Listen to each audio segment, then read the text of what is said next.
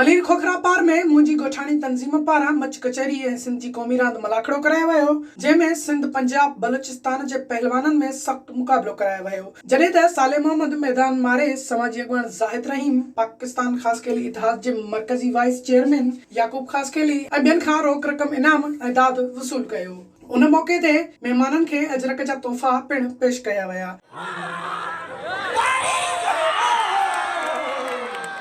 Much कचहरी खे ख़िताब कंदे मुक़र्ररनि मोहम्मद अली नुकरिच, इनायत कमरानी, गुलबेग मुगेरी ऐं ॿियनि चयो त मच कचहरियुनि ज़रिए सिंध जी सक़ाफ़त खे उजागर करण जो ही बहितरीन ऐं जिदोजहद वारो रस्तो आहे। नौजवान अहिड़नि सरगर्मियुनि में हिस्सो वठी मुआशिरे में इनक़लाबी किरदार अदा करे सघनि था।